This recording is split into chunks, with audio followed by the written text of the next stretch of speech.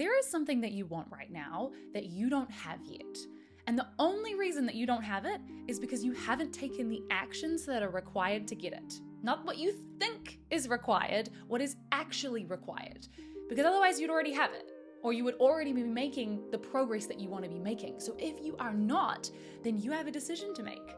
You have to decide right now, are you going to keep doing what you have been doing, or are you going to commit to doing what it actually takes to see the result that you want? So if you're ready to change how you're showing up, today I'm going to show you how to get anything you want.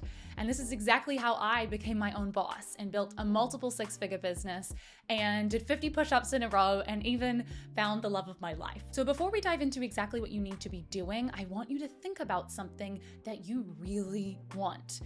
Is it a job or a car, or maybe it's a business or a certain amount of money? But listen, what I'm gonna teach you is not going to work if you don't have a burning desire, because you need a certain level of drive and motivation to sustain the momentum to actually create the result that you want. So if you only kinda want it, you're only kinda gonna get it. You have to want it bad. So make sure you choose something that you truly want. Okay, so let's talk about how to get anything you want. The first thing is you have to start controlling what you can control. Because even though there's a lot that's out of your control, there's actually so much that's in your control. And when you're focused on all of the things out of your control, you're not busy controlling what you can control. So even though there are a lot of things that aren't in your control, what is in your control is your results. And when I say that, sometimes people are like, what are you talking about? I can't control the result because there's other people involved. Like someone has to buy from me, or somebody has to say yes to my pitch, or I have to get the book publisher to actually agree to publish my book. Sometimes that's why it feels out of our control.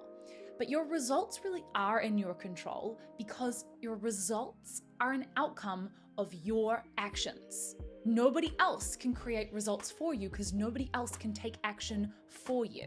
And so you get to decide how you're going to show up, because you can control how hard you try. You can control how many times you attempt something. You can control how resourceful you are and what strategies you use. And when you start to control all of those variables, the more variables that you start to control, the less choice your result has, and eventually it has no choice but to occur because you've controlled so many of the things. Now, I'm not talking about being a control freak. This is completely different. A control freak is somebody who tries to control other people and tries to control things that are out of their control.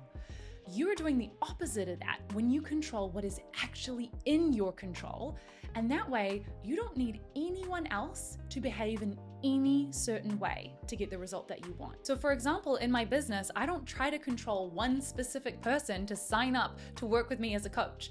I just show up to enough people where there's no choice but for somebody to sign up, even if it's by accident, because I have shown up so much to create that result. So this is something we actually do inside my membership, is we get really, really clear on the specific actions that it takes to create the result. But for now, I just want you to write down, what are the actions that you think would truly create the result? Even if your brain's like, I don't want to do these, I want you to get honest with yourself about what really is going to need to happen. Okay, so once you've made a list of the things that actually need to happen, your brain is probably going to tell you something like, I do not feel like doing that list right now. And that is very normal, but it's very important that you actually learn how to overcome it. So now we need to get you into the mindset that's going to get you to actually do it.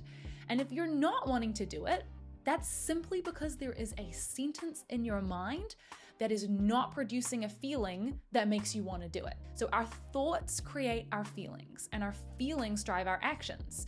So if you're not wanting to do it, it's because you haven't created a thought that makes you want to.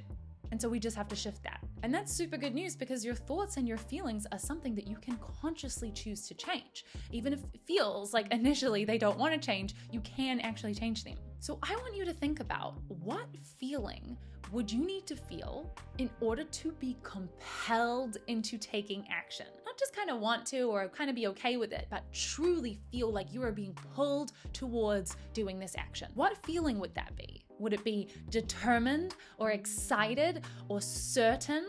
Find the feeling that you need to feel in order to take action.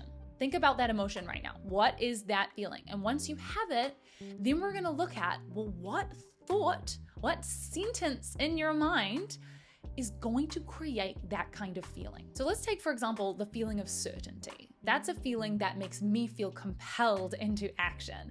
So if I want to feel certain, then I have to find a thought that would make me feel certain. And my favorite certain thought is, I know exactly what to do. Every time I think that thought, I'm like, yeah, I know exactly what to do. And I make decisions and I take action and I want to move forward. So you have to find that thought for you. Maybe it's the thought, I can handle anything. It doesn't matter what it is, as long as it's a thought that actually compels you. So don't want to just choose a thought like, I can do it, if that doesn't make you excited, if it doesn't make you feel determined or certain or whatever the emotion is that would compel you. Even if the emotion is compelled, you want to find a thought that makes you feel compelled. Now, it's super important to note that you don't actually have to believe this thought yet. In fact, you might not believe it when you come up with this thought.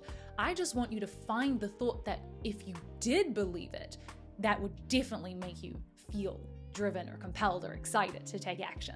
So once you have that thought, now we're gonna look at how do you turn that thought into a belief.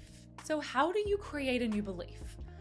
I used to think that you created beliefs by saying them over and over, by just mere repetition. And if I just said in the mirror a bunch of times, I am rich, I am rich, I am rich, that it would create that result, right? That's what a lot of people will tell you. But that doesn't actually work. And the reason why is because your brain doesn't believe it. Your brain's like, what are you talking about? That's not true. It has a ton of evidence to tell you why that's not true. So no matter how many times you say it, you're never gonna feel like it's actually true. So that's not how you create beliefs. Beliefs are thoughts that you have evidence for. So you have to start generating evidence for that particular new belief. So if you're going to be thinking, I can handle anything, then you've got to come up with the reasons why that's true until your brain believes it. So why is it true that you can handle anything? And the more specific that you get with the evidence that you have, the better. We want to make this like factual, cold, hard evidence. So for example, well, when I was in year 10 and I took that particular test and I didn't think I was going to be able to do it and it was very stressful, but I overcame it.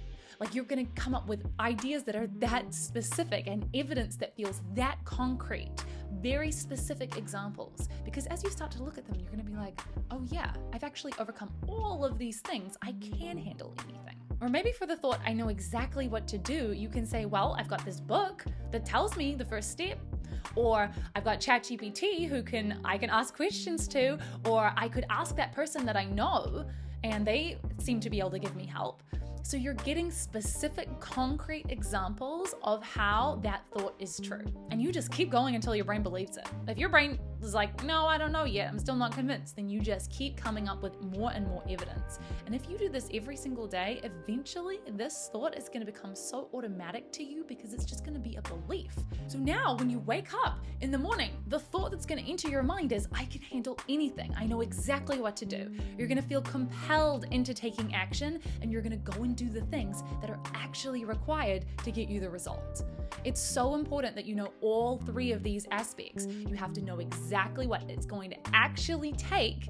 Then you have to get your mind into the thought that you need to be thinking to take that action, and then you've got to make that thought a belief so that you make it automatic and you make it something you truly believe. So when you think that thought, as soon as you think it, you're compelled into action and you go and create the results. Now, if you're not 100% clear on the exact actions that you have to take to achieve your goal or whatever it is that you want, then you have to come and do my Do Something Impossible challenge. It is totally free and is a 3-part training where I'm going to teach you how to set the goal, create the exact actions that you need to take. So I get really, really specific with you about exactly what you're going to need to do, and then how to actually get yourself to take them, and how to never stop taking them until you get the results. I have had people use this process to get $20,000 brand deals and quit their job and start businesses and double their income and even find love.